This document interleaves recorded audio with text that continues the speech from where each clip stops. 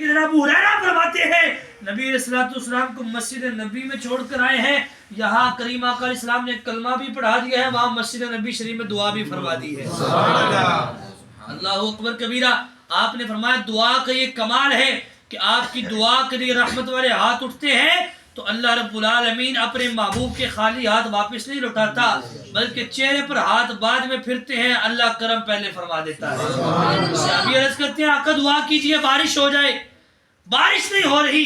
تو کریم آقا علیہ الصلوۃ والسلام نے رحمت والے ہاتھ اٹھائے تو صحابی فرماتے ہیں ابھی رحمت والے ہاتھ چہرے پر نہیں آئے تھے کہ چہرے مبارک پہ داڑھی اللہ رب العالمین نے پانی سے تر فرما دی تھی۔ اتنی تیز بارش ہوئی کہ پانی داڑھی مبارک جو ہے وہ تر ہو گئی، اور نبی علیہ الصلوۃ والسلام نے دعا کی اور اللہ رب العالمین نے آپ کی دعا کی رحمت سے رحمت کی بارش عطا فرما دی۔ پتہ کہ چلا کہ جس طرح نبی کی دعا امتی کے لیے اثر رکھتی ہے، ایسے ہی ماں باپ کی دعا اولاد کے لیے اثر رکھتی ہے۔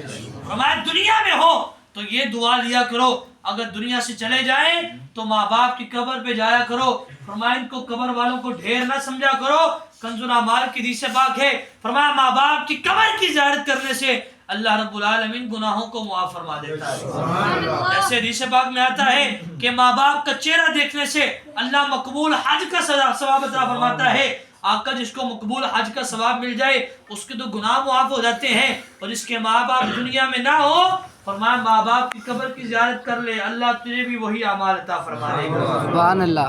اور آخری حدیث پاک، آج ہم جو کام کرتے ہیں یہ کام ہمارے لیے کتنا خوش بختی والا ہے، اور اگر ہم اپنی اولاد کو بھی یہ کام سکھا دیتے ہیں تو ہم کتنے خوش نصیب ہیں۔ نبی علیہ الصلوۃ والسلام نے فرمایا اذا مات الانسان انقطع عنه عمله الا من ثلاثه او صدقه جاريه او علم ينتفع به او ولد صالح او كما قال علیہ السلام۔ فرمایا بندہ دنیا سے چلا جاتا ہے، اس کے اعمال کا دار و مدار منقطع ہو جاتا ہے۔ فرمایا تین چیزیں ایسی ہیں جو بندے کے مرنے کے بعد بھی اسے فائدہ پہنچاتی ہیں۔ بندہ قبر میں ہے، قبر کے اندر فائدہ ہو رہا ہے، فرمایا اس میں سے پہلا عمل یہ ہے کہ صدقہ جاریہ کر جائے، پانی کے کنواں کھدوا جائے، کوئی نیک اعمال کر جائے۔ فرمایا جب تک وہ چلتا رہے گا اللہ رب العالمین اس کے صدقے سے قبر والے کو بھی ثواب دیتا رہے گا۔ فرمایا او علم ينتفع به، کسی کو نماز جنازہ یاد کروا دی، کسی کو نماز یاد کروا دی، کسی کو سورت یاد کروا دی، کسی کو کتابیں خرید کر لے دی۔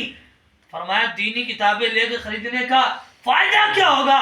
فرمایا جب تک وہ پڑھتا رہے گا، آگے پڑھاتا رہے گا، آگے اس کے شاگرد آگے پڑھاتے رہیں گے۔ فرمایا جب تک یہ کام چلتا رہے گا ابتدا کرنے والے کو اللہ ثواب عطا فرماتا رہے گا۔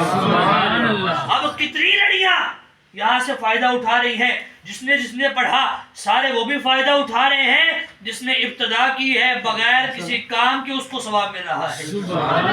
تیسرا اور آخری کام یہ ہے کہ نیک اولاد چھوڑ جائے، نیک اولاد چھوڑ جائے، جب تک وہ نیک اولاد اس کے لیے پڑھ کر اثارے ثواب کرتی رہے گی، فرمایا قبر کے اندر اس کے ماں باپ کو اس کا اجر و ثواب ملتا رہے گا۔ اللہ رب العالمین کی بارگاہ میں دعا ہے خالق کائنات ہماری اس حاضری کو اپنی بارگاہ رحمت میں قبول و منظور فرمائے، اور اللہ رب العالمین قبلہ حافظ صاحب کے والدین کو کروٹ کروٹ جنت نصیب فرمائے، آمین۔ وما علینا الا البلاغ المبین۔